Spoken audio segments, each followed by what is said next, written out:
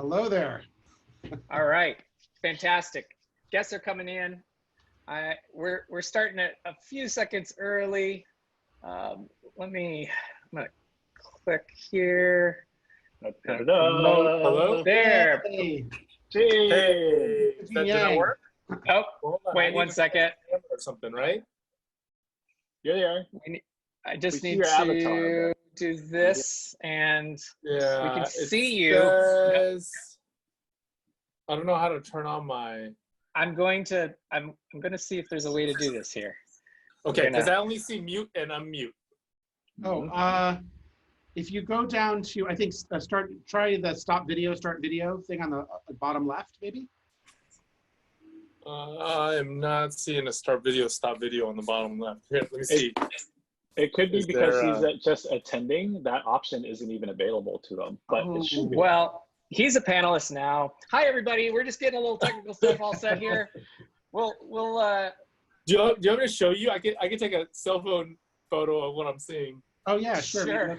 Would that be helpful? Yeah. Let's do that. Okay, so this is what I'm seeing here. Everybody else, just get comfortable. We're just working some things out, all right? Get your chips, together. Go. Yeah, computers are terrible. Soft drinks, popcorn, whatever you want to get, just go ahead and take your time. Yeah. Ready. Oops. What? He'll be back. There, this is okay. So here we go. And then let's see.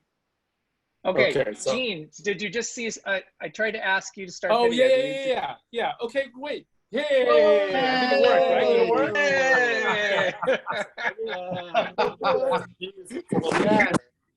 I didn't know. Answering the age-old mystery: how many cartoonists does it take to figure out Zoom? Yeah. All right. Too many. Steve, thank you again. This is really thanks again for. Oh, my pleasure, Robin. Thank you. I've been a fan of yours for years. I mean, I try. Many years. I'm no longer the boy wonder. I'm the daddy wonder now. So you know. Oh boy. So our attendees are rolling in. We're going to get started in just a moment, but this is sort of the, I don't know, this is the pre-show extravaganza. Okay, awesome. Pre-show extravaganza. All right.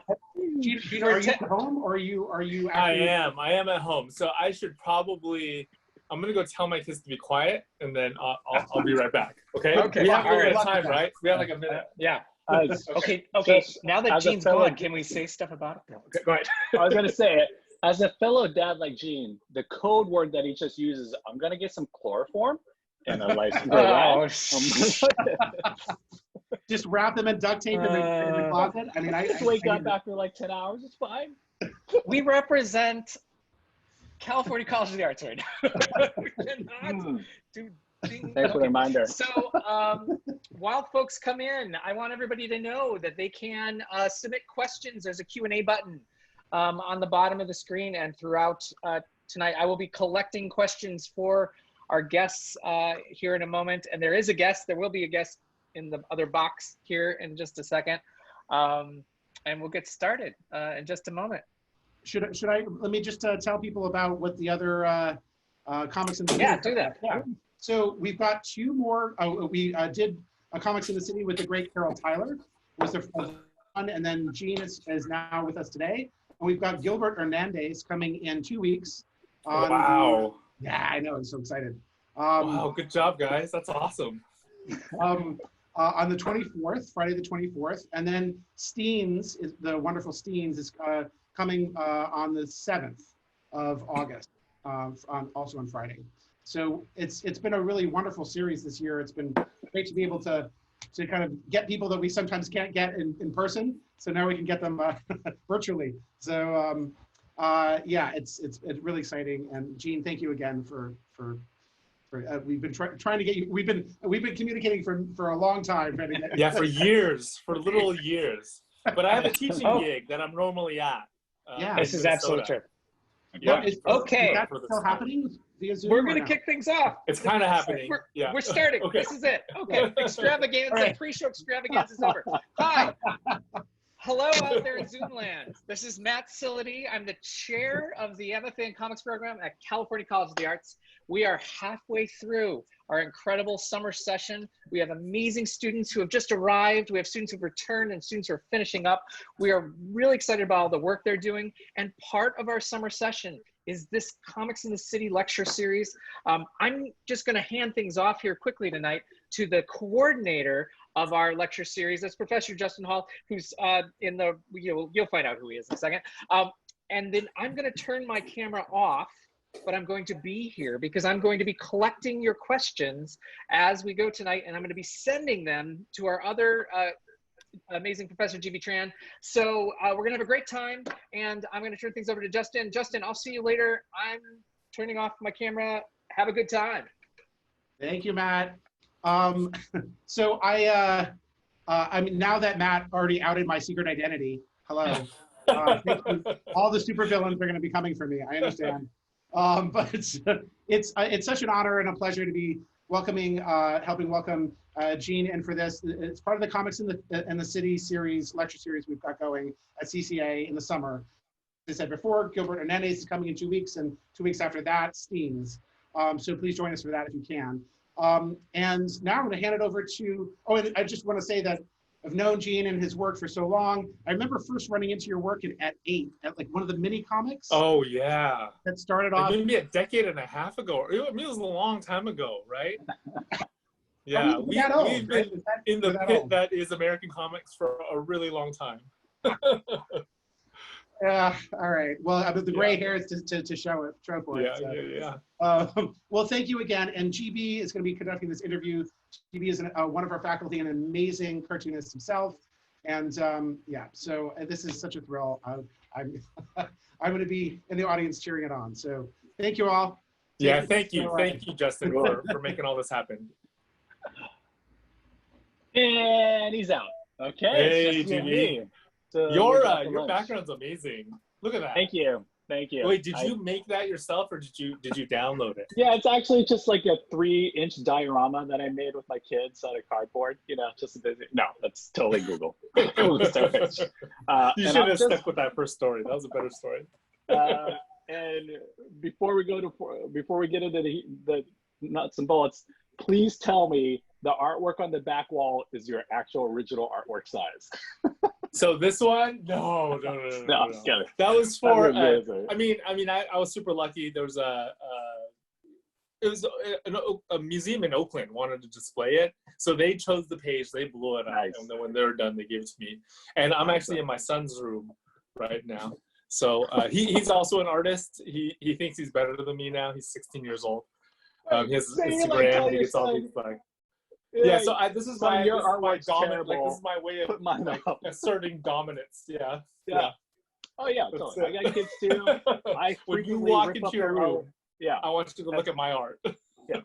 Whenever my kids put up their artwork, I immediately tear it down the wall and like, get this crap off here. That's right. That's right. You gotta keep them in their place. Okay. No, he's actually really good. So the format for today, we're going to open a slideshow. We'll do a share screen. I'll run the slideshow on my part, and you can speak to the work a little bit. We thought that'd be a nice icebreaker for everyone participating. And then from there, we'll switch to a one-on-one conversation, and for about maybe 20, 25 minutes, and then we'll wrap up with Q&A. So to the audience, as you have questions, please put them in the chat room. Matt's on top of it, and we'll definitely get to them. A couple questions have already come in already, Gene, and they're fantastic. Awesome. I think awesome. As we talked earlier, your audience is absolutely cartoonist. For the most part. Yeah. That's great. That's great. Very we get to get a little inside baseball. Okay, cool. So I'll share my screen, and hopefully this does not cause everything to explode. But we'll see what happens. Awesome. All right. Do you see my screen? Yes, great. I can see your screen. Yeah. Fantastic. All right. So then let's see it. Okay, cool. So my fonts didn't make it over there. I forgot to send you my fonts. That's why it's the fonts are ugly. But this is what I want to do in the beginning. I only want to take maybe 10 minutes to just talk through a couple of my most recent books. and then also give you an overview of what my process is like, since you all are cartoonists. And then after that, GB and I can do some dialogue, and we can also do some Q&A. So I had 2 books come out during pandemic. I did not mean for this to happen. Both of these books took years for me to finish. I wasn't planning on releasing them at the same time, but that's just kind of what happened, you know. And one of the reasons why it happened was because for one of the books, for the first book, I missed 3 different deadlines. So it ended up getting delayed like 3 seasons. So can you click next? Okay, so it's Dragon Hoops. Now, I have to tell you, like, the actual thing looks a lot better than it does in the graphic, and that has nothing to do with me. That's because of the cover designer who works for First Second, which is my publisher. His name is Kurt Benshoff, and he created this amazing cover for this book with all this texture and gold foil. It's the fanciest cover I've ever had on a book. Dragon Hoops is my first nonfiction graphic novel. I followed a high school basketball team for a season, for the 2014-2015 season. I was not a basketball fan before doing this book. I just found this story that was so compelling that I had to put it down on paper. And it ended up taking me 5 years to do because I'm a really slow artist. So for some of my books, I do both the writing and the art. And for other ones, I work with another artist. So for this one, I did both the writing and the drawing. The colors are done by my good friend, Mark Pien. I also got a couple of art assistants. First time I ever used art assistants. Part of it was because I was missing so many deadlines. Like after I missed the second deadline, my publisher was like, maybe you should hire an assistant. So I did. I hired one, you know, by paying them money, and then the other one I hired through guilt. So one of the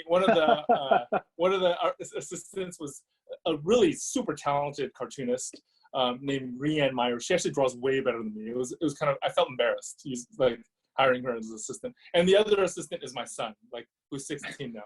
I like, there's a lot of crowds, right? Because it's like about basketball. So there are all these like crowd scenes.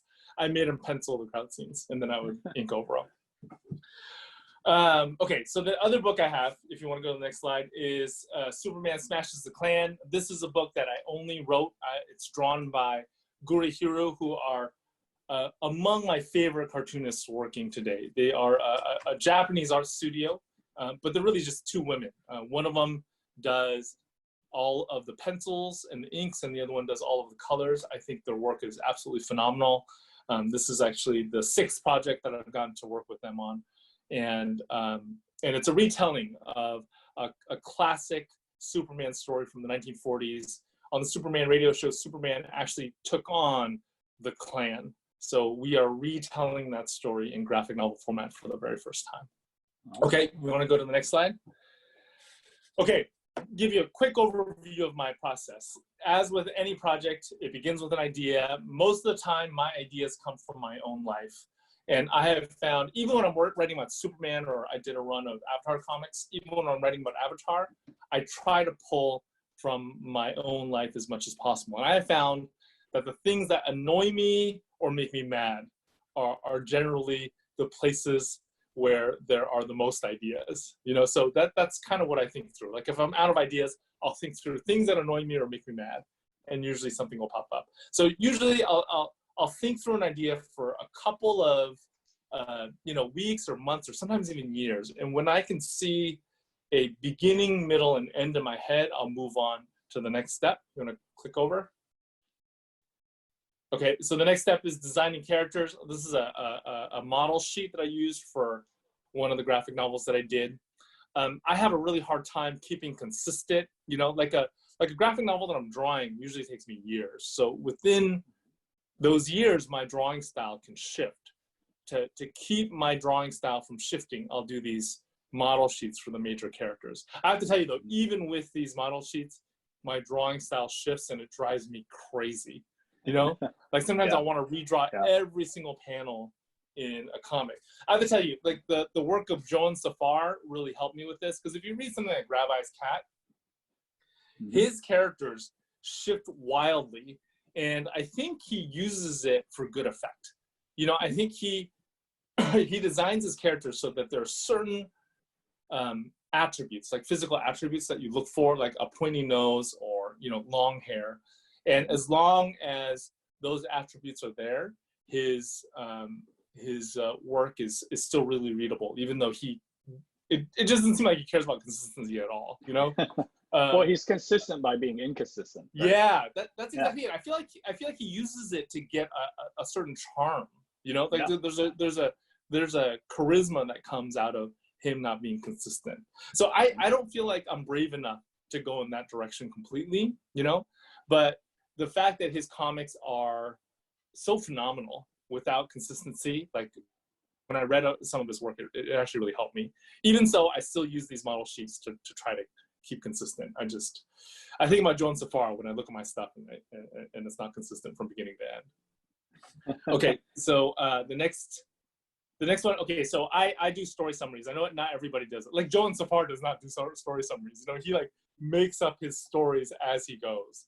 And for whatever reason, his brain is still able to, I think it's the subconscious. I think his subconscious like constructs a structure for a story, even though he's kind of making it up as he goes along. I tried to do that really early on in my career. It did not work out very well. So now I outline every single one of my stories before I move on to anything else. So I'll do multiple drafts of this. You know, I do this for both the stories where I'm just doing it for myself, you know, and also the stories where I'm doing it in somebody else's universe, like in the DC universe or the Avatar universe. I'm a big believer in outlines. Okay, so if you go next, after that, I'll do a draft of the script. Sometimes I'll skip this stage if I am drawing the comic myself. I'll go straight to thumbnails. So if you go to the next stage, the next slide, then I'll get some feedback. I have 5 or 6 that I really trust, you know, my cartoonist friends. Some of them are my cartoonist friends. One of them is my brother who's a doctor, you know, and I'll send them the script for feedback. They'll give me feedback and I'll do a rewrite. If you click to the next slide, you'll see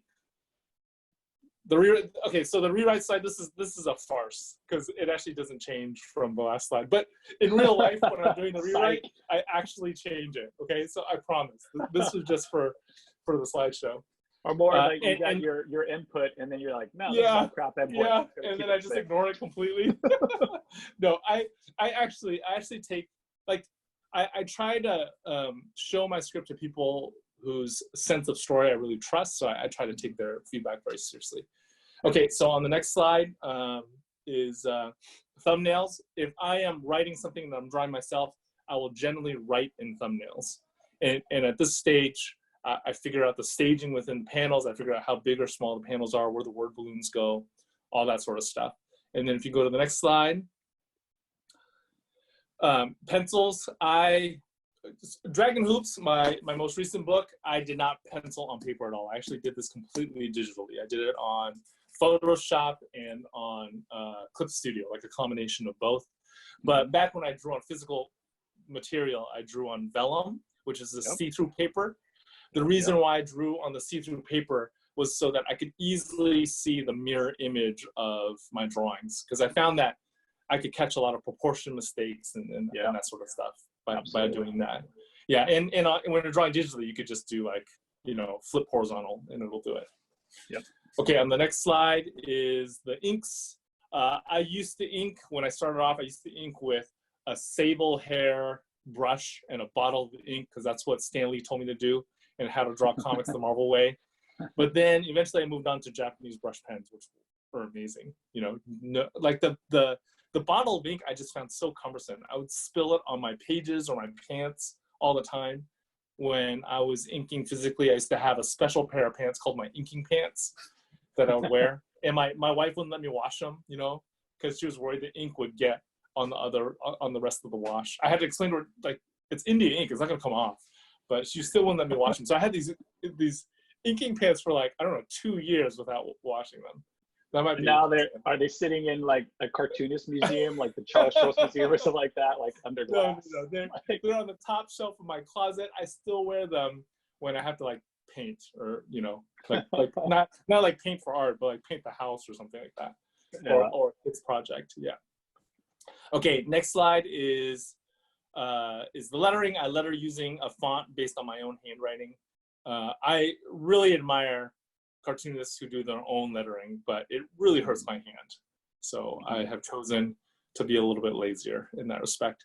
And then on the next slide is the colors. The colors on this page are done by my friend Jarrett Kirk Kim, who is a way better cartoonist than me. He most recently worked for Disney. He's more in the animation field now than in comics. But he just colored this page for me because he's a friend of mine. I really suck at coloring, so I almost always work with a colorist. And then after all of this is done, it gets sent as a bunch of files to the publisher. The publisher looks over it. We go through copy editing for both the text and the images.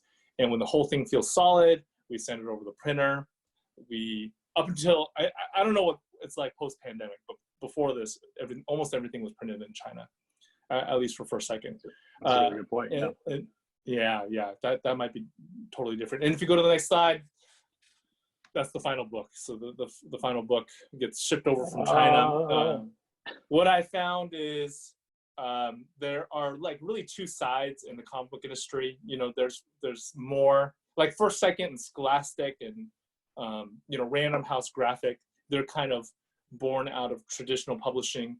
And then there's Marvel and DC and Dark Horse, and they started off more as comic book companies. And they're converging now. I feel like a lot of companies now are moving towards graphic novels, even if they began in the comic book space.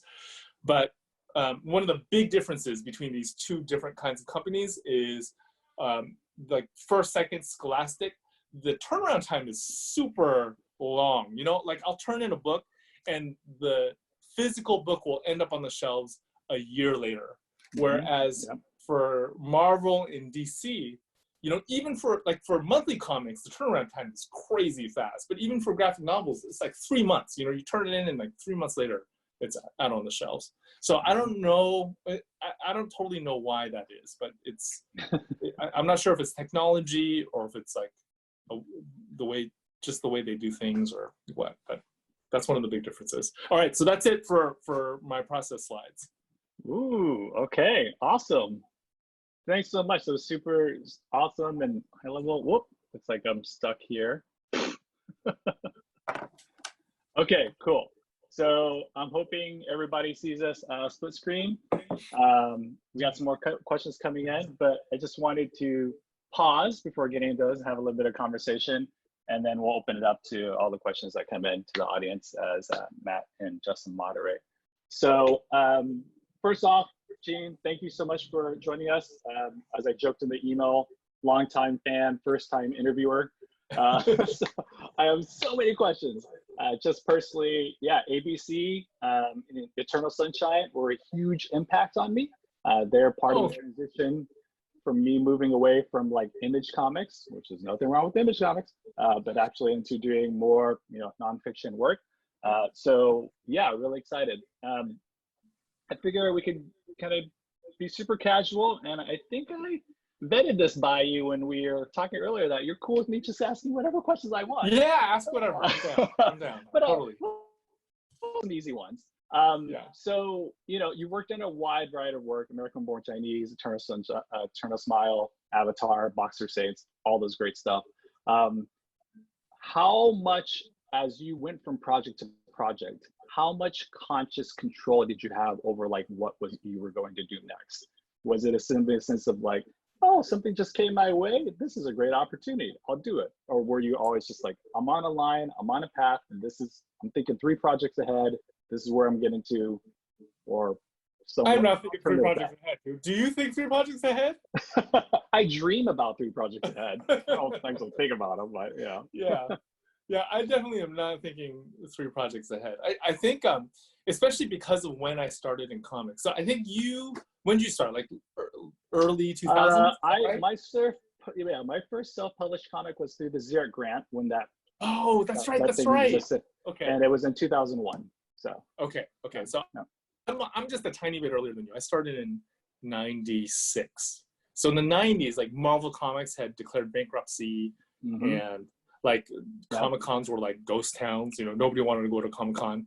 And I remember just hearing a lot of talk in the comic book industry about how comics was going to collapse, how it's going to become this real niche thing, and the whole thing was just going to go away, at least in America.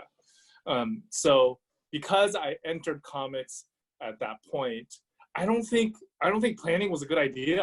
You know, like I thought of comics as something that I would do because I loved it, not because I was planning on making money at it. Because And you had a full-time job at the time, right? Yeah. I was a high school teacher, so I was a programmer for a tiny bit, and then I became a high school computer science teacher, and I taught full-time for maybe, let's see, I taught full-time for maybe 8 years. And then I was part-time there for about 9 years. So I left 5 years ago. So I haven't been a full-time cartoonist for very long. Yeah, but I just think because of the time in which I entered the field, because everything felt apocalyptic, you know, everything, like, I guess everything feels apocalyptic now, but everything back then felt apocalyptic for the comic book industry. Yeah, like the comic book industry was going to fall apart. It didn't make sense to plan.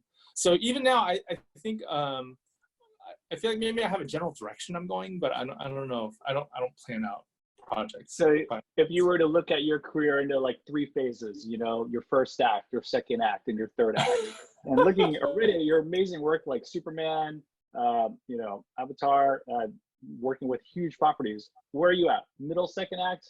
Late second act, early second act? You're still in your first. I don't know, man. Yeah, I don't know. I feel like I'm deep into the second act in terms of life. You know, I'm like 47. Yeah. I feel like I'm. That's because of the kids, dude. Yeah. Oh my gosh. Yeah. Kids will eat your life. That is no joke. They will eat your life energy for sure. Yeah. Yeah. And then I could also see like my son. You know, all 4 of my kids are really into art, and as I watch them grow as artists.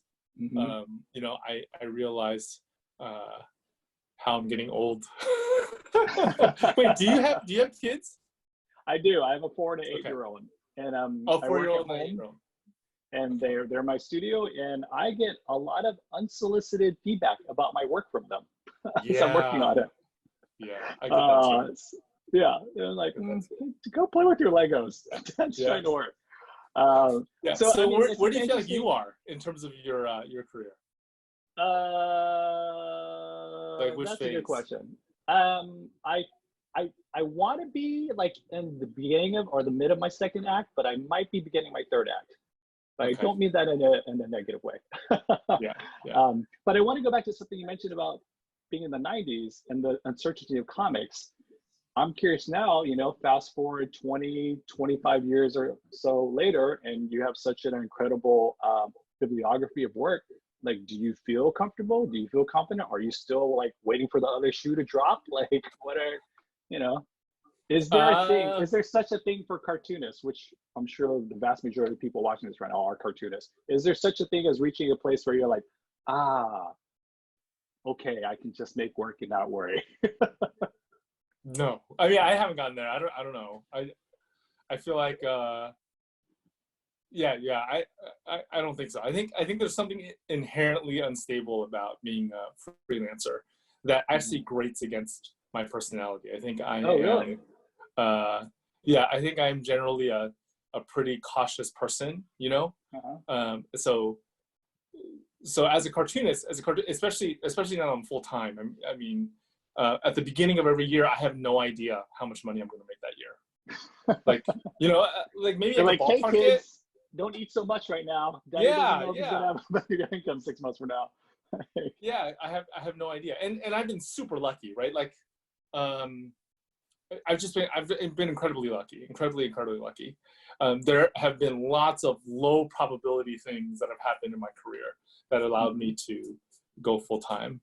And even that was like, it was really hard. I had a really hard time making that choice to become a full-time cartoonist, in part because I actually really liked being a teacher. I liked being at a high school. I liked being part of the community. I liked eating lunch with human beings, you know, as opposed to by myself in front of my drawing table. But in the end I was able to do it. And it was because of a lot of these really low probability things that happened. Right. But it sounds like it wasn't like something pivotal, some kind of key event happened. You're like, yep, I'm actually going to be a cartoonist now.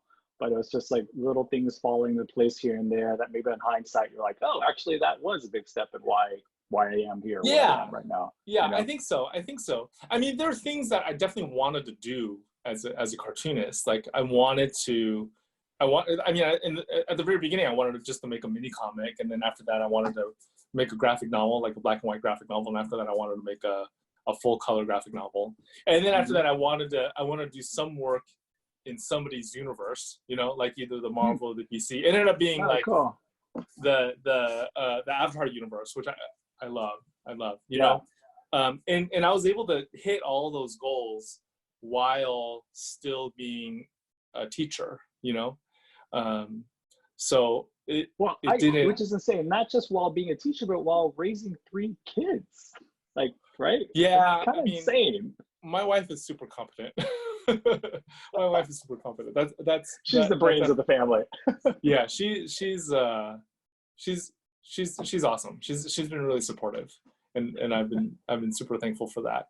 And also, like, the school where I was teaching, they were incredibly understanding. You know, we were on a block schedule, so I was able to go part-time by just going on campus every other day. So every other day I was at home working on comics, and I did that for years. I did that for like 8-9 years. Yeah. And it was, you hustled. You did the cartoonist hustle. Yeah, every cartoonist does a hustle, for sure. Yeah. It's funny, you were talking about this a couple lines ago about like little things kind of happening and stuff like that, and I want to ask this question, like, take a moment and think about it, but what was, like, in this journey that you're on and you continue to be on, like, what were some of the darker times as a cartoonist? You know, I mean, were you just very fortunate, like you're wrapping up a project and you had something that you knew was coming, or was it just like any moments? I think the reason I ask is, you know, there's a cohort that's about to finish their program with the CCA right now, and I think they're thinking about what's next. And some of them, we all kind of react differently about what the unknown of the future is. And did you go through a dark time? Yeah, I mean, I did go through periods where I wanted to quit, for sure. I think almost every artist goes through that, right? You go through a period where you want to quit. I think that's really normal. The things that help me not quit, one is having a bunch of cartoonist friends. There's a pretty awesome community in the Bay Area. I came up, I remember just meeting a few of them really early on when I was in my 20s, and before we had kids. Actually, I'm one of the only ones with kids. I don't know how that happened, but before we became older, you're the only dumb one then. yeah, maybe. But before we became older, we used to hang out once a week. You know, we used to hang out once a week. We'd get together at somebody's house and we would draw together. So it was like Jason Shiga. There's a guy named Jesse Ham who moved up to Portland. Derek Kim and Tin Pham, a bunch of us, just we would hang out once a week at somebody's house. And that really helped. That for sure helped. And I think the second thing is the goal was to put out a book. It wasn't necessarily to make a full-time living at it, you know? It was to put out and I feel like if you set that as your goal and you sort of organize your life around that, it's a little bit easier, you know. As like if you're trying to make a full-time living at comics right at the beginning, I don't know, man. I think there are people who can do it, but they're just way braver than me. They have a way higher risk tolerance than I do. I think I have a very low risk tolerance. Yeah. No, I mean, it was great to hear you speak about how you process, because in a similar way, that's the way I looked at it too when I started my career. I was like, okay, first thing I want to do is I want to make a mini comic. Oh, next thing I want to do is I want to make a comic that's 40 pages long, that's black and white. Oh, next thing I actually want to do a color comic. And after that, I'd actually like to do something that's more than 100 pages. So yeah, I totally identify and resonate with this feeling of like, let's just work on the project and not, you know, and with each one trying to push it more, and whether it's the story, the you know, the length of it even. But yeah, and then just taking those steps of growth along the way, as opposed to just like, wow, I've got this incredible idea for this 3,000 page like fantasy epic, and I'm gonna start with page number 1 right now. Yeah, and also even thinking about the audience. Even thinking about the audience, though, I think in a lot of ways, especially in those early days, even now, I would say, when I was writing a book, I was actually trying to like impress one of my friends. You know, like I would want to. Wait, which book? Which book? Just so we know, which book?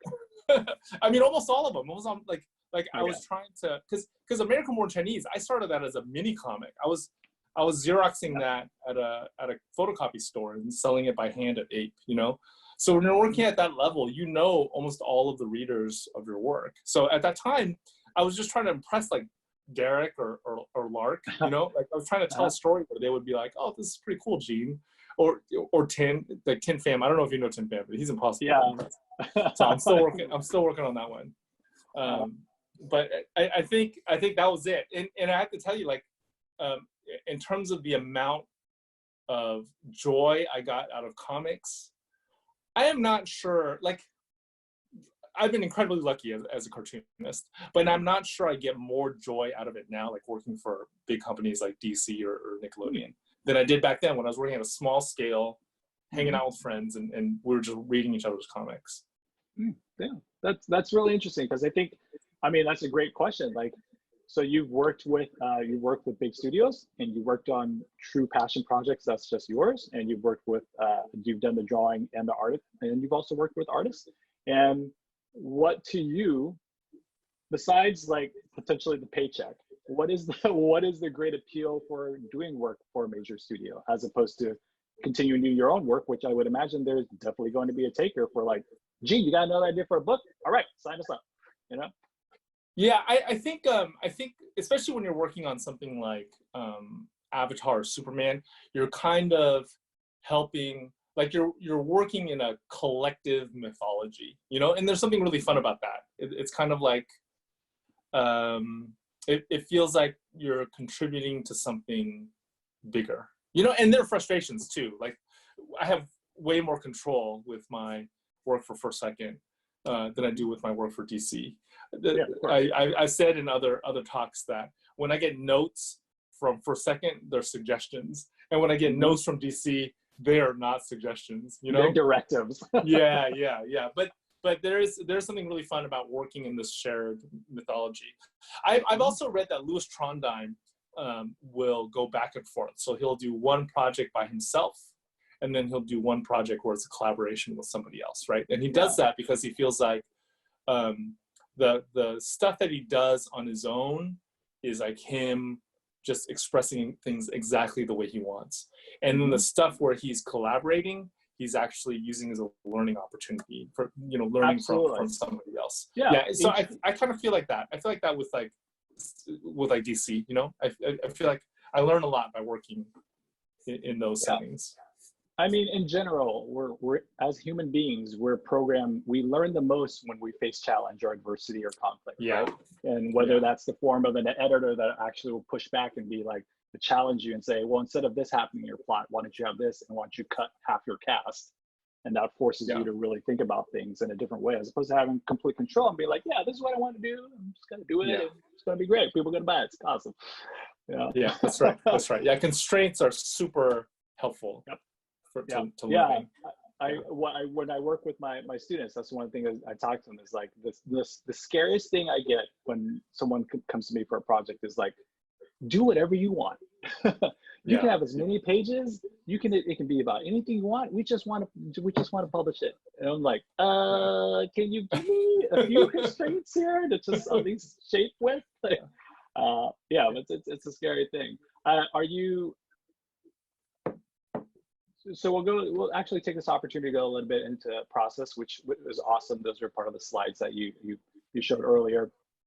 But and you said that you moved to digital, and you mapped it out. You as every traditional, I think any cartoons that came from that 90s era, like you and I, we started with the Sables, and we're like, oh, I'm gonna be a true artist. I'm like, this is terrible. Like, how do people use this tool?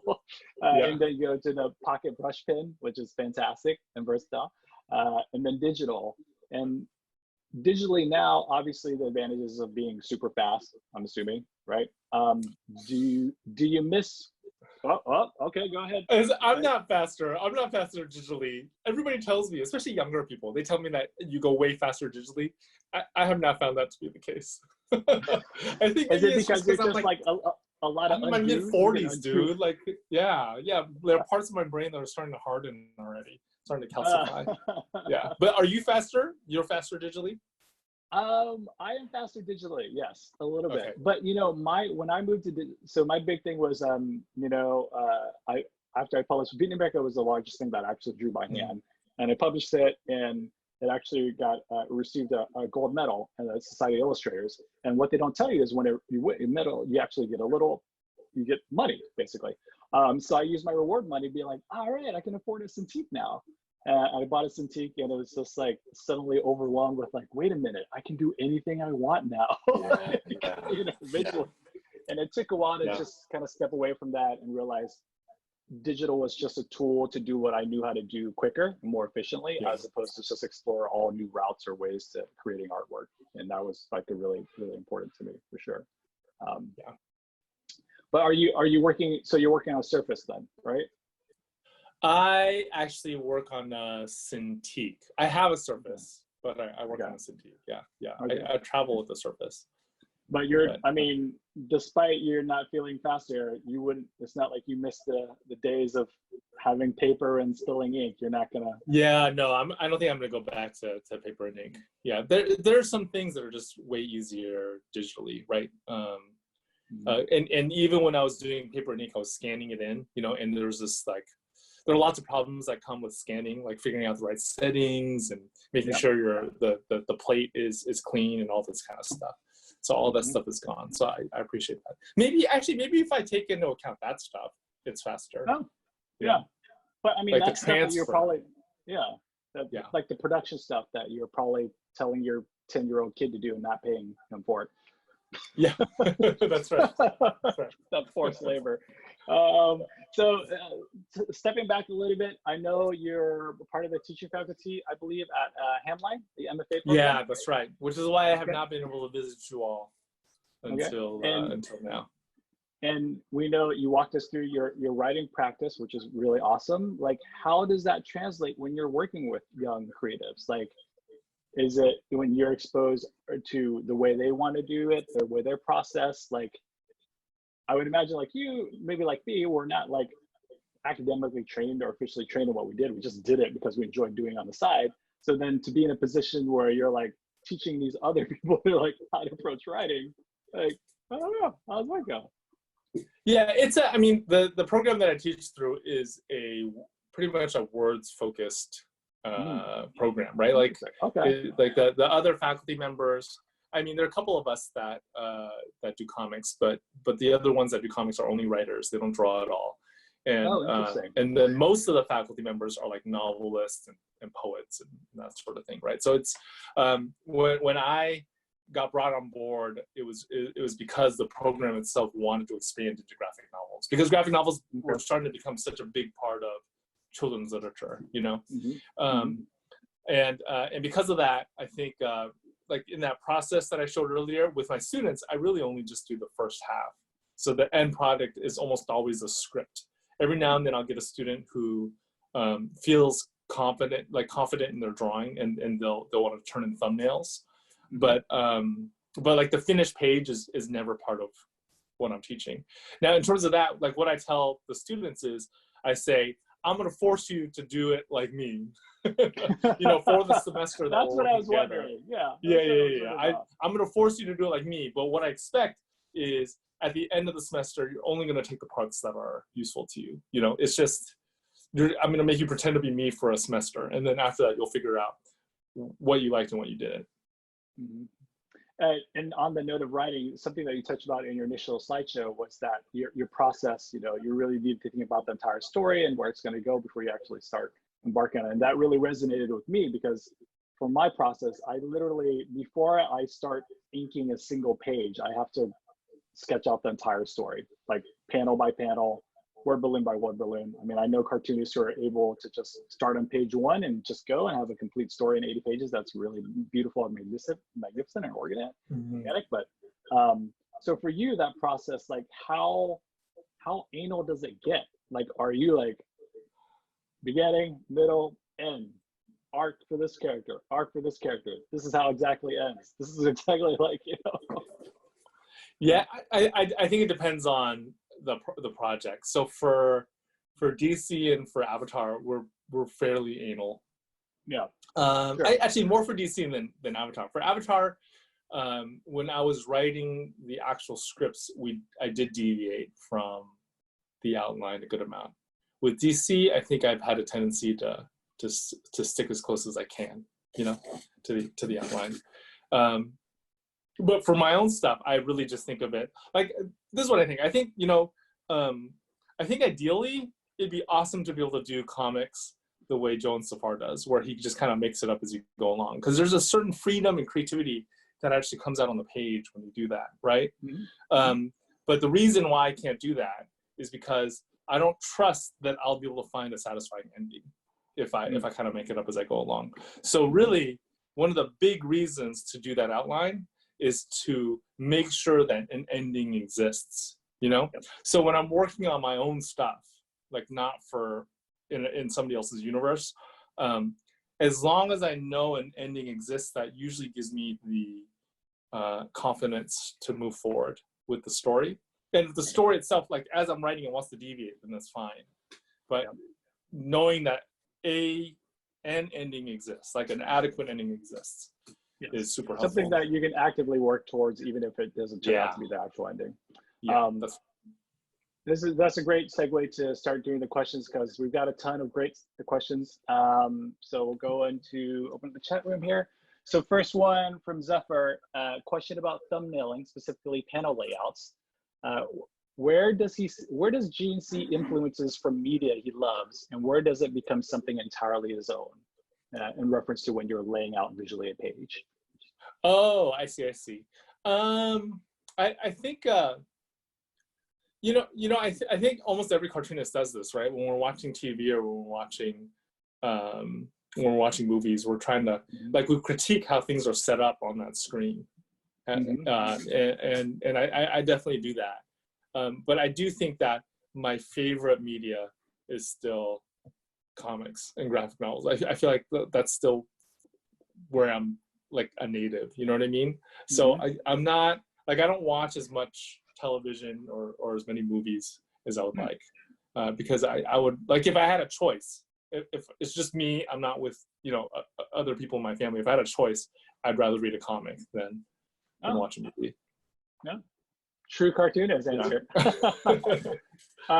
This actually is perfect for the next question. One of the participants asking, what of your works are currently being adapted for film and TV, which you apparently do not watch? So maybe maybe you don't even know because you would never watch it. Yeah, I've been really lucky in this department, because so there are some things that are moving now, you know. So I've actually had a media agent for a while, for maybe 10 years, maybe a decade now, and maybe more. Maybe I think actually it happened. Maybe I've had a media agent for like 13 years, and for the first several years, nothing happened. And you know what changed? What changed was this one year where Black Panther came out and Crazy Rich Asians came out, and then To All the Boys I Loved Before came out. That year, suddenly people were like interested, you know? So I've been lucky in that way. Right now I have a couple of projects that are in different stages of that. COVID has made it really weird, and what I've heard from cartoonists who've gone through the whole thing is that getting something made is like winning the lottery in Hollywood. That's actually one of the other things I really love about comics. You know what I mean? Like when you sign with a publisher, the chances that you're gonna end up with the book is pretty high. You know, it's pretty high. But when you sign an option with like a movie studio, the chances that that thing is gonna get made is still crazy low. It's still like winning the lottery. Yeah. But you know, at least you're playing the lottery, it sounds like, so that's pretty cool. If you win. Wait, have you looked around a little bit for your stuff? No. That's Are you interested? Yeah, I am interested, but I'm definitely not actively seeking, for sure. You know, for me, like for better or worse, I'm the type of person who when I make a work, it's really like it's impossible for me to envision it being told in another medium, because that's just how beautiful the comics language can be in itself. So I never thought like, oh yeah, this is great, but if they did this, or maybe a film or do that, I was like, Yeah. Of course, Yeah. I'm sure that's probably I think that changed. I feel like the same way. Yeah, it's like anything else that happens, it's icing. Like the final product is the comic. Exactly. The comic is not a freaking, yeah, that that's was what the you end want, goal. right? The Yeah. physical product that some strangers can give in their hands to look at and enjoy or not Yeah. enjoy. That's the goal. Yeah, that's right. That's right.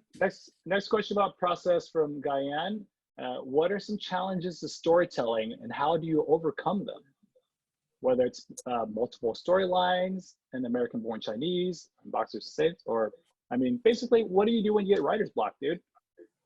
Yeah, I drink a lot of coffee. I take a lot of walks, you know? Yeah.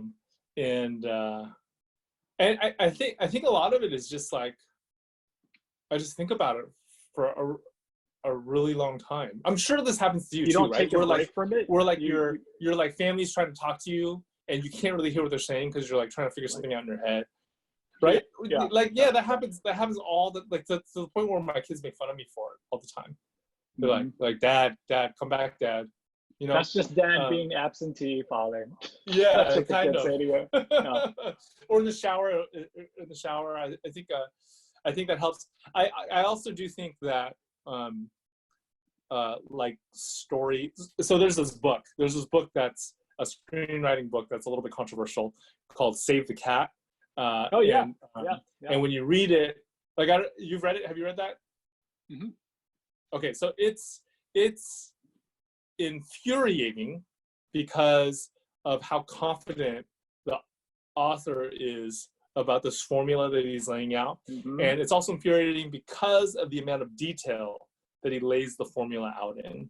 But what I found is if I'm really stuck, looking at that formula will help. Like often it'll be like trying to figure out what piece fits in the part of the formula that I'm missing.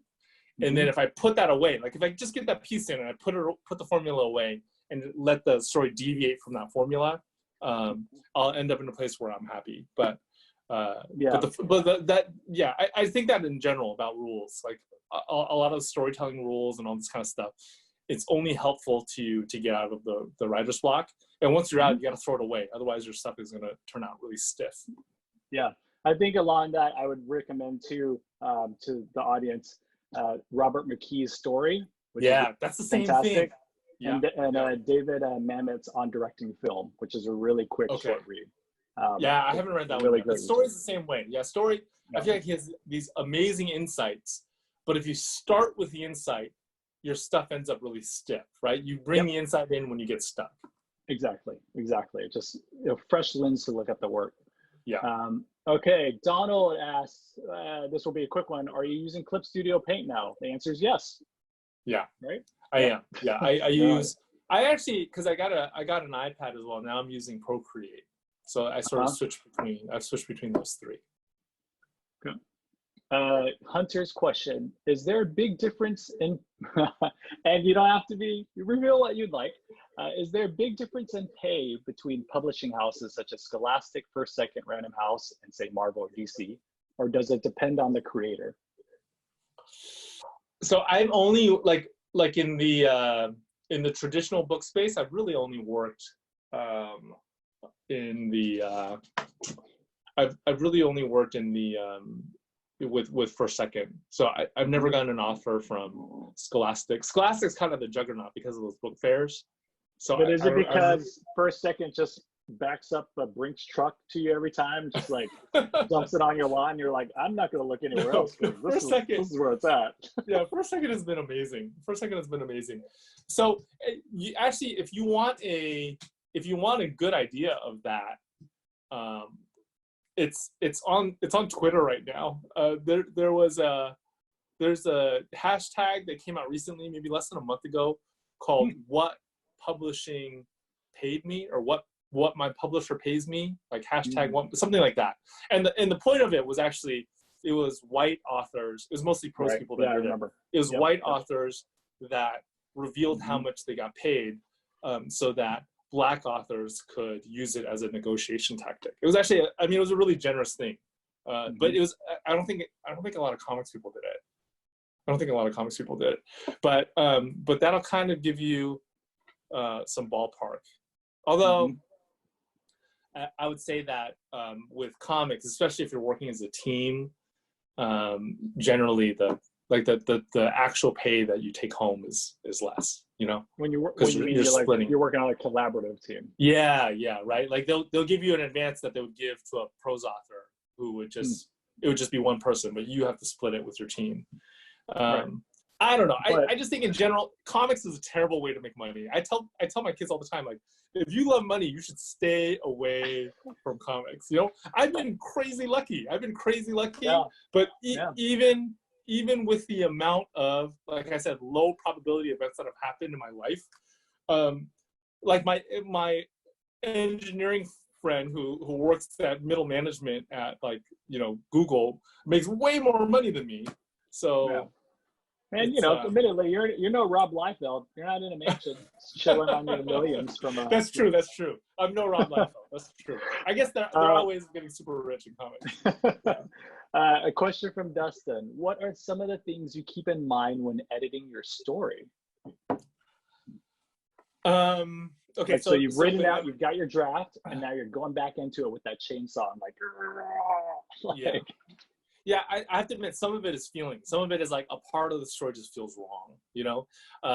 Sometimes I do try to look at the arcs of the characters to make sure that every major character does have some kind of an arc. I'll also look at the likability of the characters, and usually I'll rely on, like, beta readers for that. So I know that maybe likability is not the right word. Maybe it's how compelling a character is. Like, whether or not they're compelling enough. You know, I look at that too. Like, I want my main character to be compelling.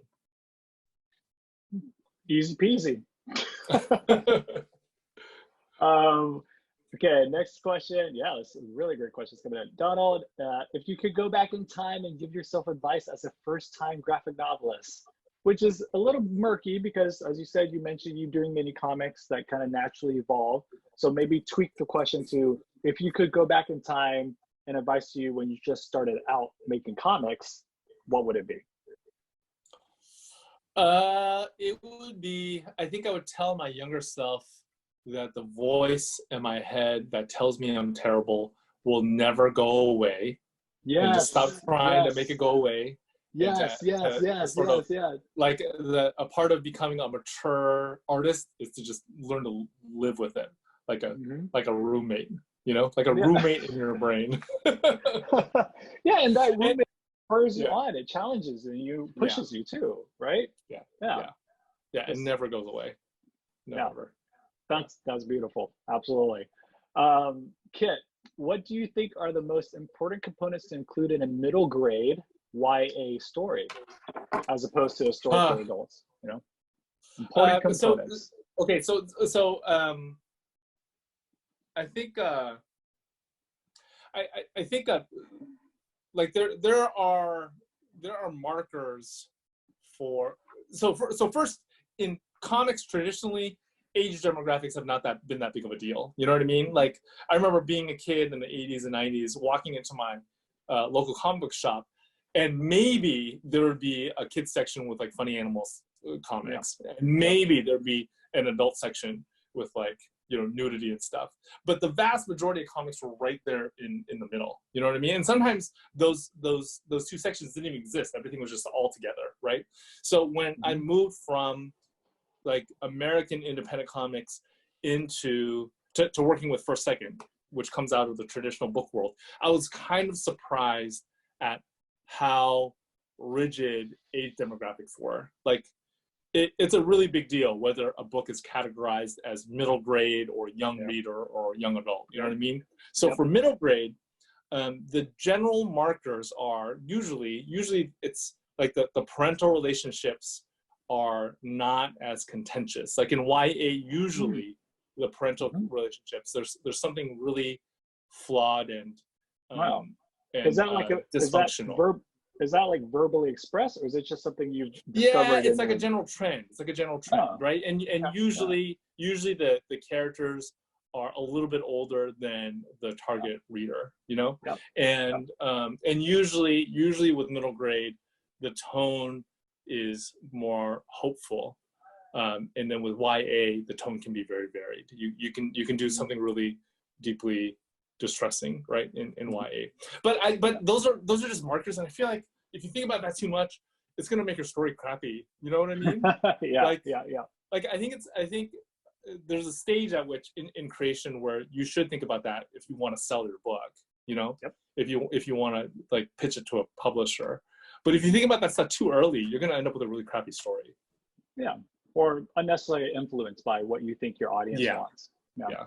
I think, and those are just trends too. You know what I mean? Like for a long time, people were like, "Oh, you can never have an action story with a female protagonist." Like that was a rule. Like sort of the way there are rules about a hopeful feeling for middle grade now. And then like like Hunger Games came out, and then suddenly the rules are completely different. So well, it just reminds me of this interview once Neil Gaiman wrote. They asked he was asked the same questions like, how do you decide if you're writing a book for YA versus adult? And he was like, when I write for adults, it's okay for my stories to not have any hope in them. When I write for YA, they usually have to have a little bit of hope in them. Like, oh, yeah, that makes sense. And you kind of touched on that too when you were talking about Twitter. Me. Just a time check. So we're coming up on 6. Do you have patience for a few more questions, Sure. Gene? Yeah, okay, absolutely. Cool. Awesome. Okay, so this is from Christine. Maybe a little classic Asian humor in this one. So after completing dozens of stories, hundreds of interviews, getting an Eisner, a MacArthur Fellow, is it finally enough to have your parents proud of you? They're kind of proud of me. I have a younger brother, 4 years younger than me. He's a doctor. Okay, he's a medical doctor. He owns his own practice. He lives in a giant, beautiful house that he constructed on his own, right? So you're the deadbeat. You're the deadbeat kid. You're totally the deadbeat kid. Yeah, for sure. Yeah. And then when my dad has like an unexplained pain in his elbow, he's not gonna call his cartoonist son. You know what I mean? So I think they like my dad has stopped complaining about my job, which is a huge thing.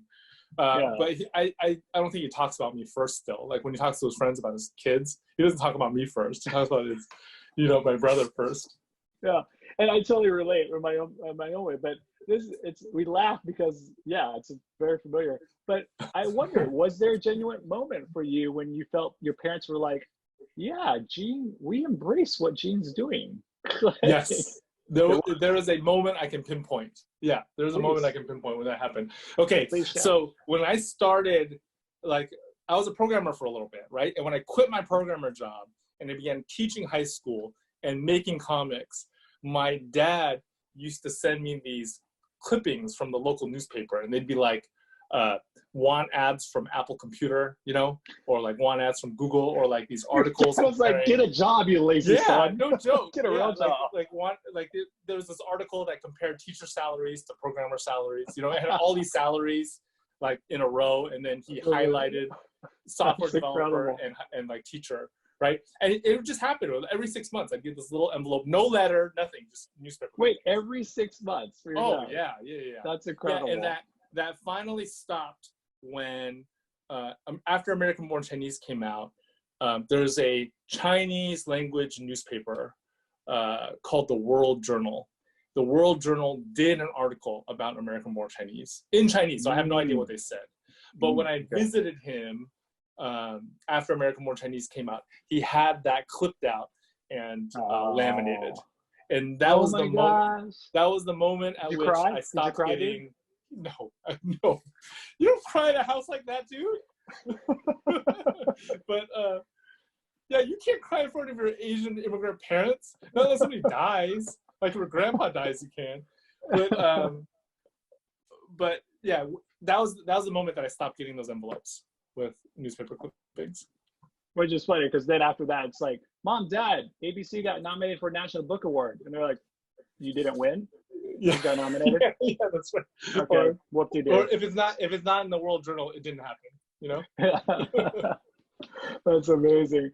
Okay, Mary Beth, did you have to take classes to prepare yourself getting into the industry? But it sounds I did take classes. Oh, you did? Okay, cool. Yeah. I took so back in the 90s, there weren't a lot of comic specific classes, right? But I did take creative writing classes in college. I minored in creative writing. That was super helpful. And then I took figure drawing classes at a local community college. You graduated and looked for a programming job, but you minored in creative writing. Yeah, I got a major in computer science, but I got a minor in creative writing. Yeah. Okay. Yeah. And that was super helpful. And then I would say that the biggest education I had though was hanging out with other cartoonists when I was in my 20s. You know, hanging out with like Derek and, you know, going to somebody's house once a week, seeing each other's art, having them tell me, oh, you know, you drew that head wrong, or that arm looks too big, stuff like that. Super helpful. Yeah, I mean, you can't overstate the value of having a cohort, so to speak, the students, of people who will give you feedback and honest feedback, and not, you know, take it on a personal level, but just for taking what it is and allow it to look at your work in different eyes a little bit, and to really just, if the intention is to just all help each other improve, you know, and to grow as artists for sure. Great.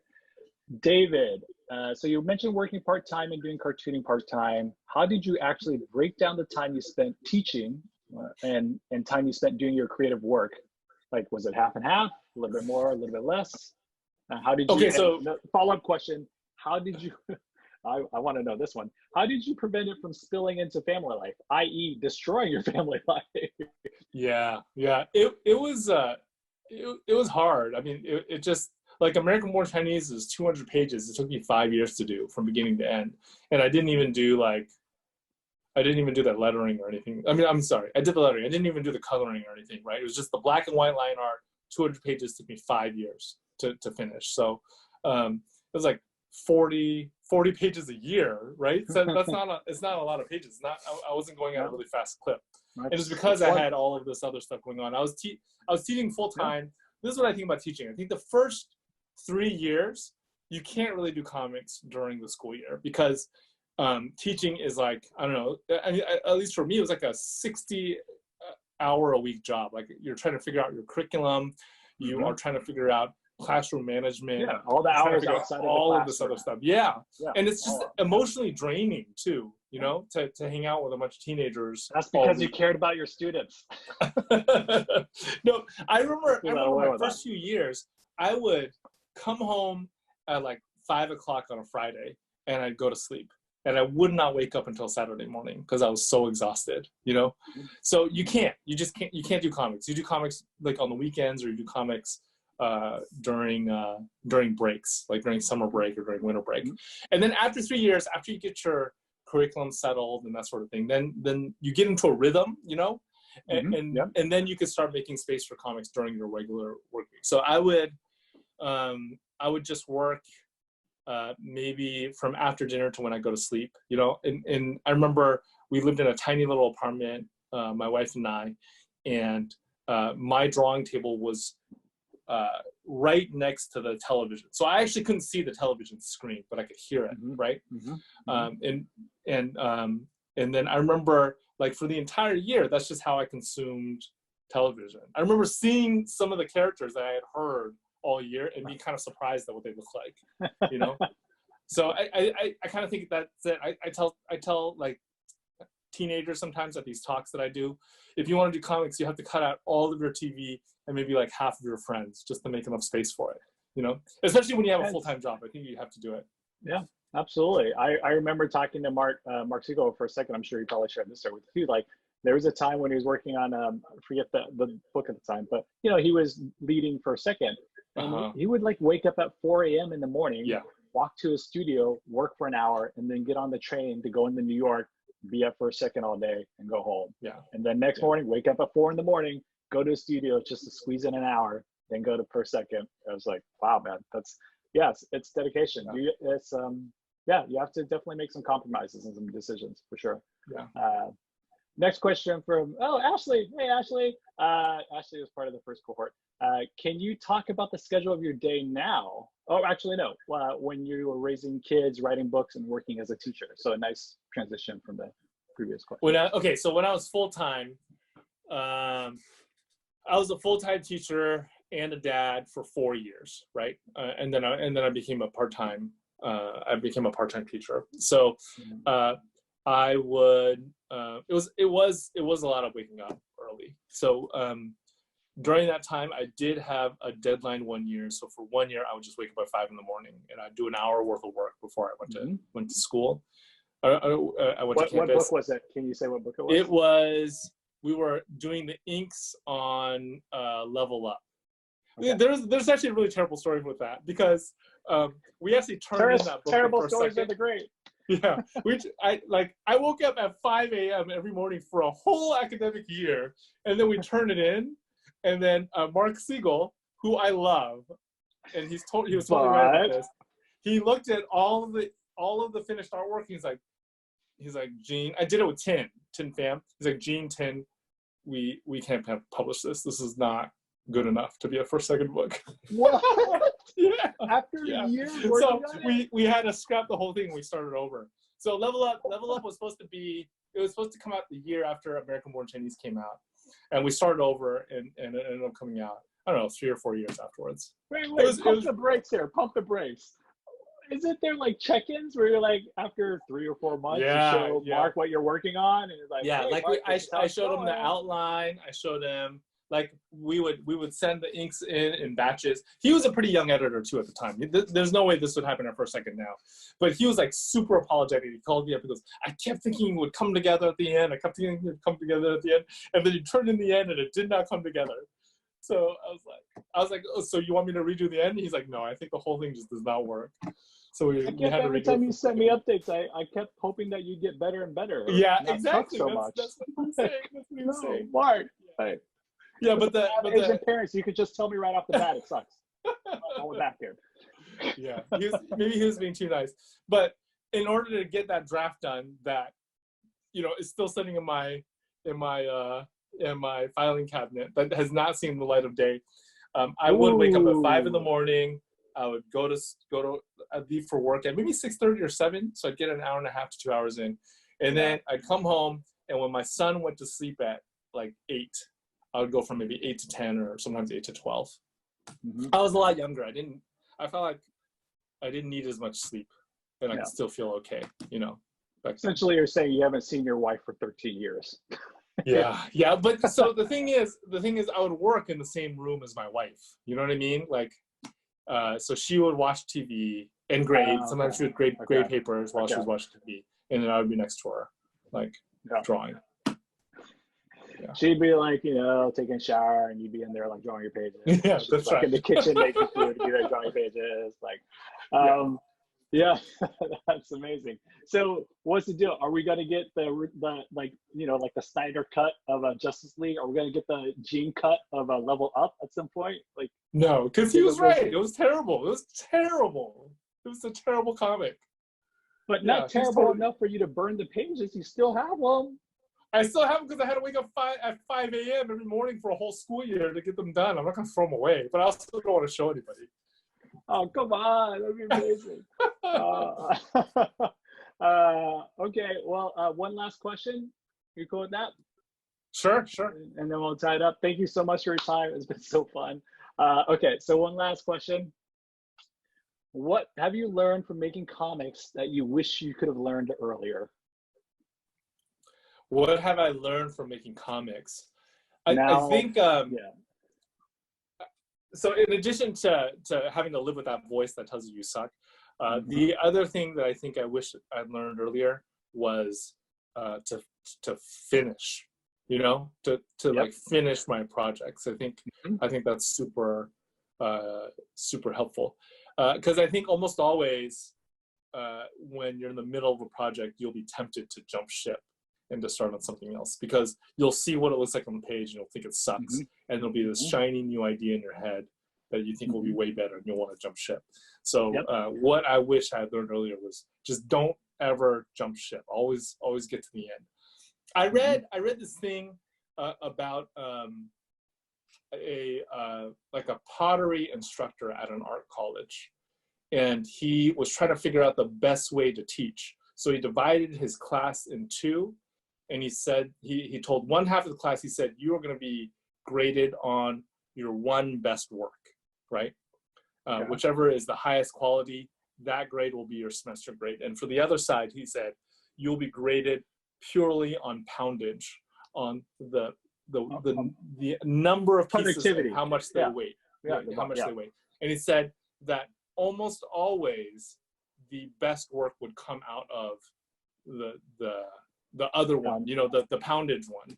And his interpretation of that was being able to finish the projects over and over and over again, actually built their skill, and it made it so that they were able to produce a much better piece at the end.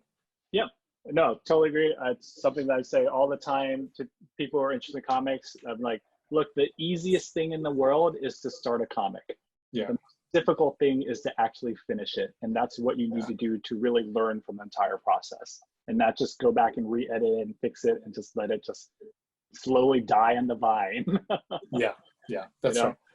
That's right. I had one question. Can I ask it, or do I have to give it back over to Justin and Matt? All right, one question. This is my personal question, June. But first off, thank you so much. This is so awesome. I had a really great time. I hope you had a good time. I hope the audience had a good time. I hope, Matt, we didn't say anything that is going to get you in trouble with CCA. Nope.